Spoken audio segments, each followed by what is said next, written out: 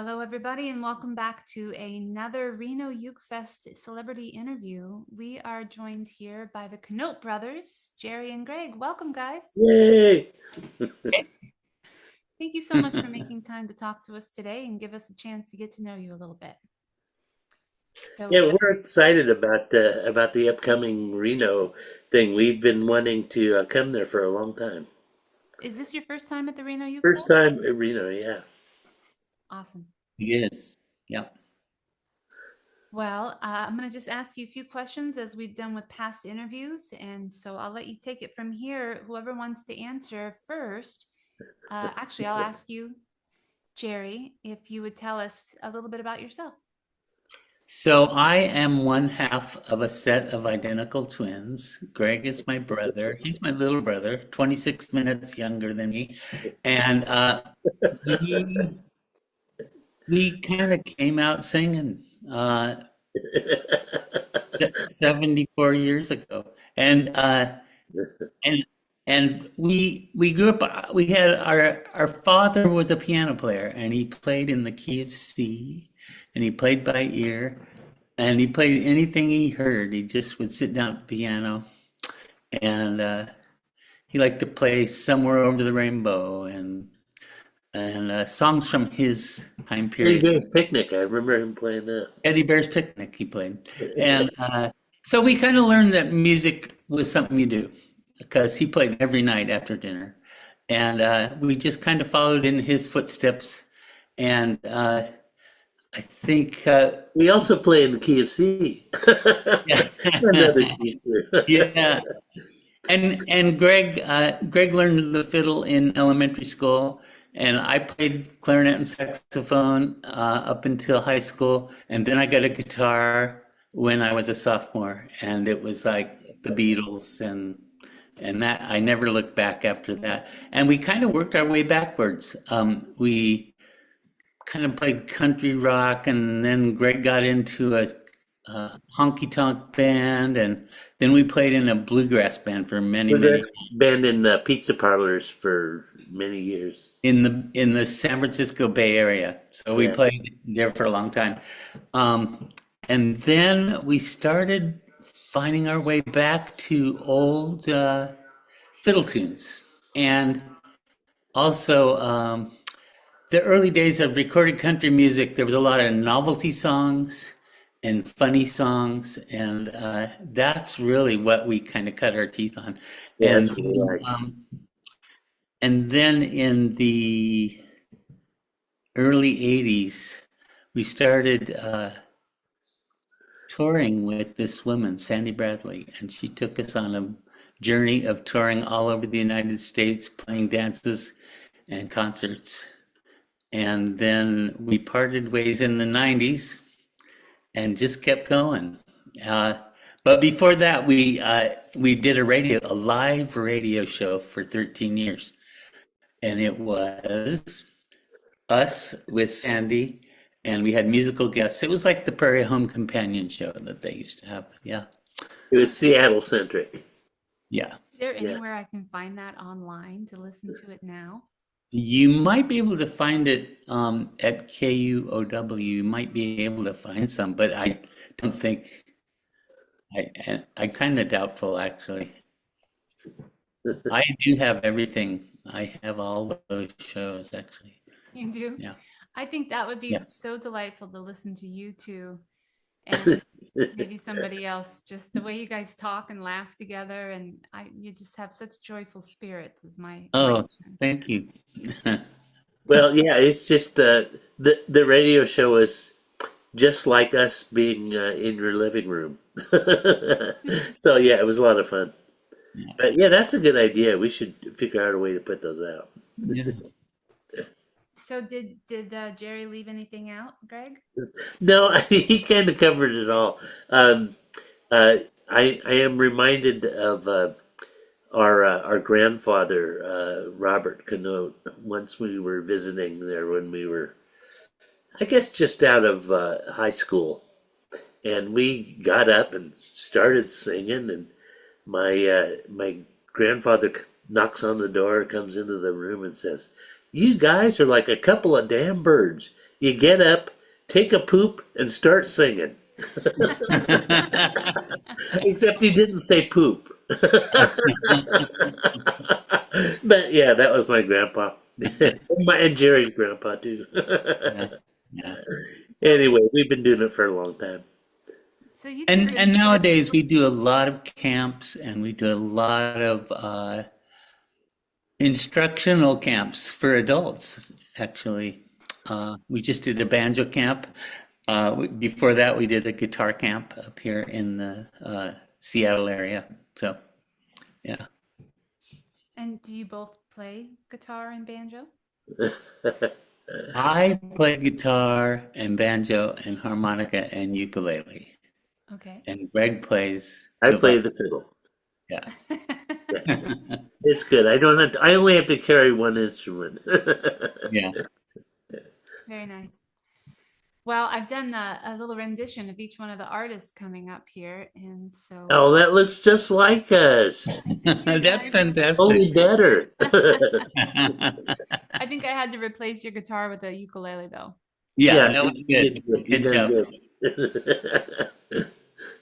So, you two have been playing together for quite a long time, and when you told your story, you told it as a collective, like us. You said us a Yeah. lot, Yeah, so it sounds like your lives have been intertwined all along. Absolutely. absolutely. Absolutely. Uh, every once in a while, I'll do a solo thing, but it just feels too weird to me because I'm so used to having this guy on my right side. Thank you, on your headset. It's interesting because we live like 2 hours apart from each other, and so we don't get together as much as we used to. And we always joke that in order to play together, we have to get on an airplane and fly somewhere so we can play together. That'll be the case with Reno. We'll get on an airplane. Yeah. Yeah. But yeah, we've just been doing it for a long time, and so it's kind of automatic. Once we get together, uh, we remember what we're supposed to do. Yeah. Well, the first time that I met you was at the Port Townsend Ukulele Festival. Yeah. And Perry was very excited to meet you because he had heard you and he has some friends who will be there actually in the Buffalo Gals that live in Nevada Oh, City. And they had Oh. heard about you. And I think either he took a workshop from you or learned a song from somebody who took a workshop from you yeah. Uh, for the song Thingamajig. yeah. So Great song. I've learned the song on bass and I do the singing with him. And we have Okay. been playing and singing that song for a long time now, a few years. Always a hit. And that's thanks to you. You guys, you're right. Your song set is so funny and just charming. And I love how you keep those old time songs alive and well, Yeah, yeah. And our ears are always open. We'll be at a festival and we'll hear a song and we'll look at each other and go, "That's one we have to learn." Gotta learn that one. We'll learn it. This summer we learned a couple songs that just they were on stage and we just said, "That's a great song." So, Yes, yeah, Yeah, and we'll be doing some of those in Reno for sure. absolutely. Yeah. great.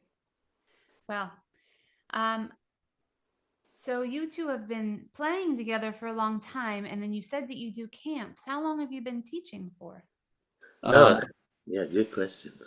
that's a really good question. I think we Probably, started teaching back when we were traveling with Sandy. yeah. So in the early '80s we started teaching and doing camps. Wow. But also we had a weekly string band workshop that we did for many years. We've done it for like 40 years, where Yeah. we have fiddles, guitars, and ukes and And banjos. banjos, Okay. and people come and we learn a tune every week, and then we play. That kind of ended with the pandemic, but before that, we just did it every week, and Wow. Yeah, lots of bands were formed, and people learned fiddle tunes, we and even had a marriage or two come out of that. Oh, Yeah. Cool. that's so sweet. Yeah. We just had a meal with a friend of ours who said that he met his girlfriend at the Reno Ukulele Festival Oh, how How too. great. Yeah, How it's great is always wonderful to hear that. that? Well, why don't you each tell us a little bit about it's kind of a big question, but the question is, can you tell us about your teaching philosophy? uh, Mm. Ooh, yeah, Greg, you Jared, want you to start start. that one? What do you think, Greg? You go. You go first. Okay. Um, I do quite a bit of teaching, and boy, it's really, to me, it's a lot of it is confidence building, and you just want people to feel like they can do it. A lot of times, it's little tiny bite-sized pieces, and it's you can't do one thing till you can do the thing before it, or what? That doesn't sound right. Uh, Kind of right to me. That's right. Yeah, you build skills one part at a time, and pretty soon they're doing what you want them to do. It takes a while sometimes. I had an elderly student that he just couldn't get the rhythm, and it took him about a year. But he finally got it. He finally got it. But so I often just tiny bite-sized pieces, and again, confidence. That's really how I teach. Yeah. I spend a lot of time as I'm teaching or playing a tune. I'm watching everybody's hands and fingers, and and then I speak up and say, "Well, you might want to try to do that, or you might try it this way." So Yeah. yeah, Yeah, I agree with all of that. The what I do on this, of course, is on the fiddle, but it applies to you too. Is I try and break it into bite-sized pieces and do a lot of repetition. I think yeah, repetition me too. is our friend, uh, and yeah, absolutely. And uh, if we do it enough times and we get enough chances, pretty soon our fingers figure out where to go. But and I also know on the fiddle, it's also a matter of picking accessible tunes that are in the right place for the particular student at the right time. Yeah, yeah, it's kind of sussing out the skill level and Yeah, and focusing on that uh, skill level. I Yeah. know you probably found this, Jerry.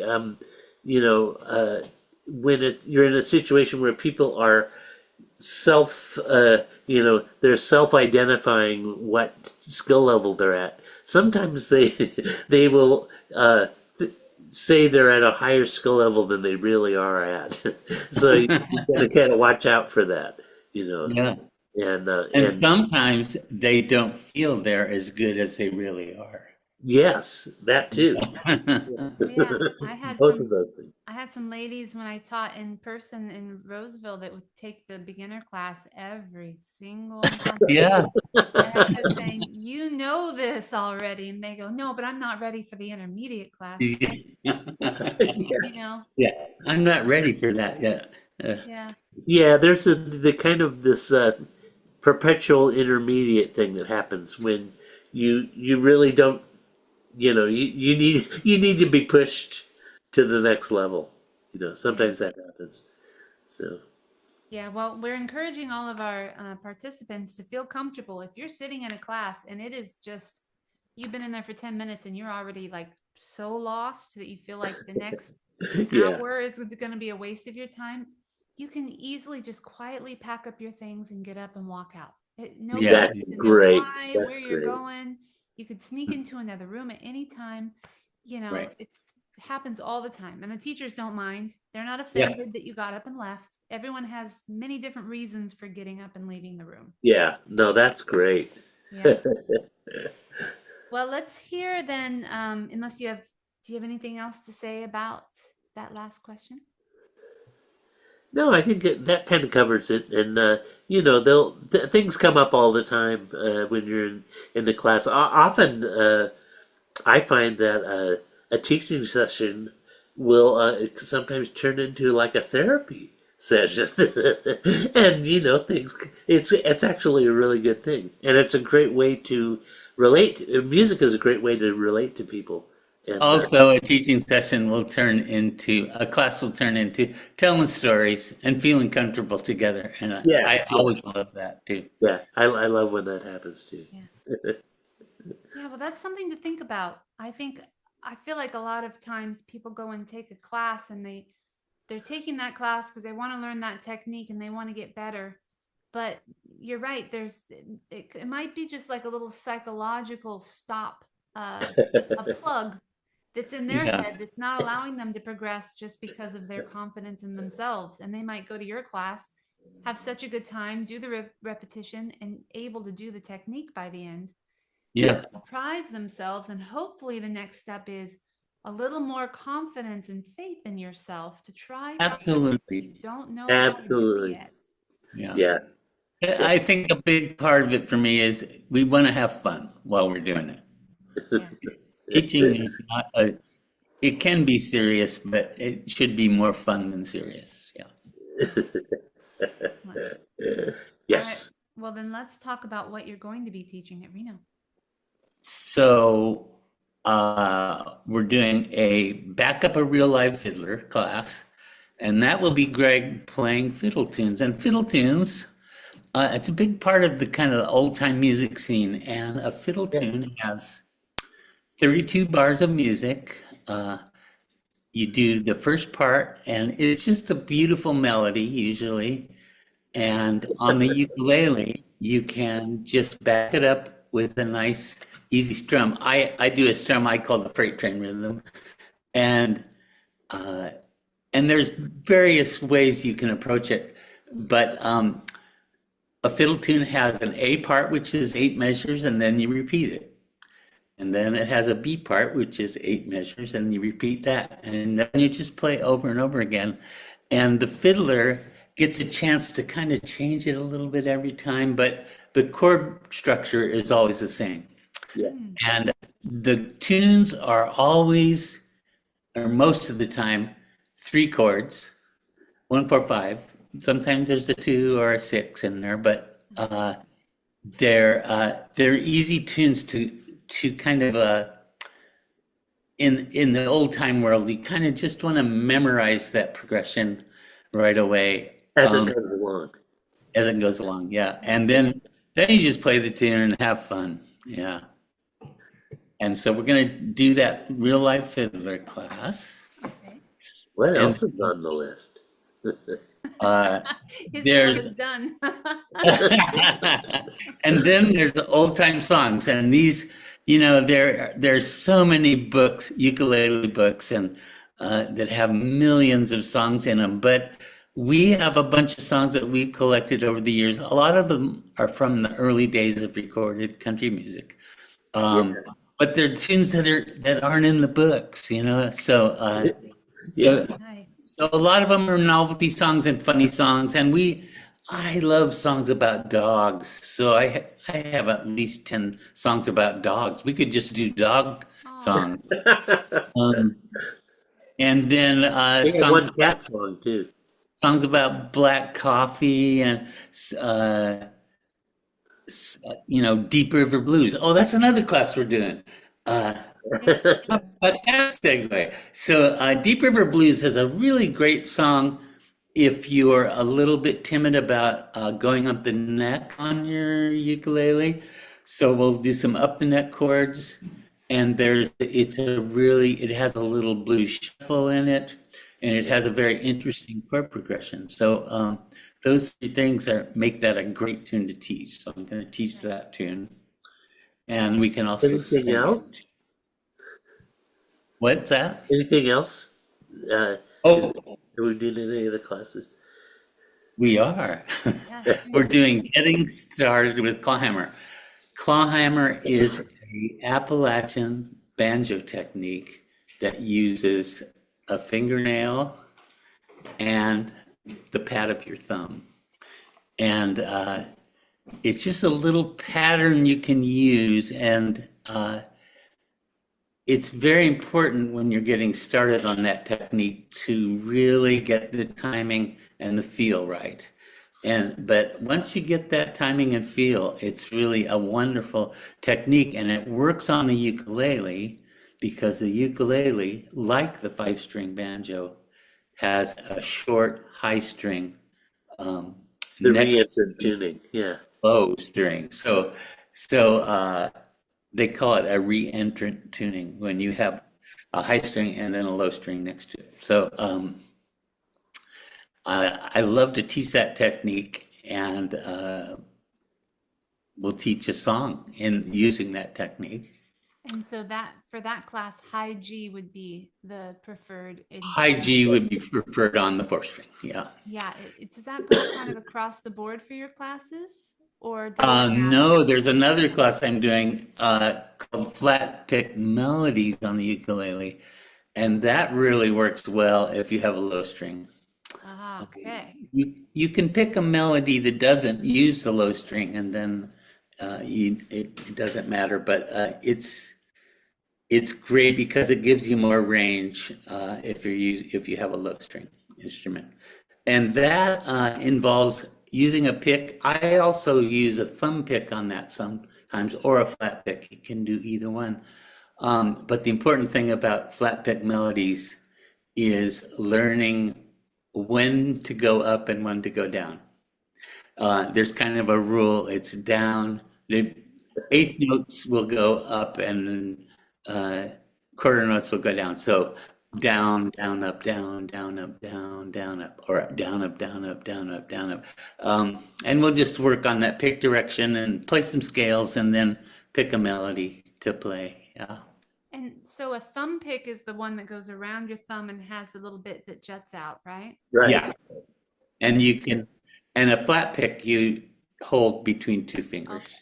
So you can do either one will work on the uke especially. And that was for the flat pick melodies? Yeah. Flat pick melodies, yeah. I'll make a note and let people know that if they're going to take that class and they happen to have a pick, or they can go to the marketplace. Yes, and I have a whole bunch of thumb picks that I like to use, and I'll just pass them out too. Okay, great. Yeah. Yeah, well, I think those are the classes we're doing. Yeah. Those are the classes, and then you two have graciously agreed to do the performers panel. Okay. Is a new thing for us this year. What that involves is you two sitting up on the stage with Rev and Casey, and I will host, and I will just ask you questions about performing. Oh, interesting. Yeah. So I know one of the questions I'm going to ask is, so don't answer it now because I don't want you to give it away. Okay. But start thinking about it. When was a time when you did a performance and it didn't go the way you thought it would?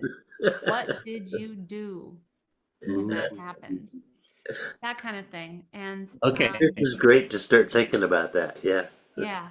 And if you have any questions you think would be pertinent for the other artists, you can let me know that. We will That's a also good idea too. Yeah, it's kind of curious to know what questions you would ask each other. Yeah. And Oh, then that'll be fun. we'll take questions from the audience as well. So Wow, great. yeah, I thought, TED Talks and these different clinics that people go to, like the NAM show, there's always kind of a panel of professionals up there that answer questions. And I thought, these are the types of things that people think you guys make it look so easy. And I think Yeah. for you, it probably is at this point, but it wasn't It always is. easy, It is, but you always have to prepare to perform. You really do. Yeah. And I think those are little secrets that people need to know. I think it's nice when they find out that you're human and things don't always go according to plan, and the sound system doesn't always do what it's supposed to do, or the venue is not what you Absolutely. thought it would be. Yes. So Now, I remember hearing, going to a workshop, what was it? Christina Olson, a wonderful player, and she said, what did she say that really made an impression on me? Oh, your audience wants you to succeed. And that's a really great thing to remember. If you make a mistake, fine. The audience goes, "Oh, they're human." Yeah, yeah. So yeah, your audience wants you to succeed. I love that. That's a really nice phrase. I'm writing it down. All right. Well, this is the part of the interview where I ask you if you have anything, any events coming up, any merchandise that you sell, anything you want us to know about online, stuff like that. Uh, we have a documentary movie that we'd encourage everybody to watch. And if you go to thecanotewins.com, Mhm. you can stream it and for free. And we did it about 4 years ago, and a good friend of ours, Larry Edelman, put it together, and it's really been fun. It's so fun to. I think everybody should have a documentary made about them. When you Because turn you kind of 75. go, oh, I actually did something with my life. Oh, Uh, Yeah, so but, anyway, we but encourage people to watch that the yeah, film. That's really the big thing right now. yeah. Is Okay. yeah. Yeah, I sent out a link to your video Oh, good. a few months ago, so hopefully most of our folks have watched it. I oh am good, Okay. going to include the link again along with this Yes. video link. We're so excited that you two were able to come and join us this year. We've been wanting to bring you since we kind of took over the festival, so this is a real dream come true for us. Great, Andy. Thanks so much. yeah, Yeah. we're looking forward to it. Thank you so much for sharing your time with us today, and we'll see you in 10 days or so. Oh Yeah, my. Yeah. Okay. See you then. All right, everybody at home, thank you so much for watching, and we'll see you in the next interview. yay!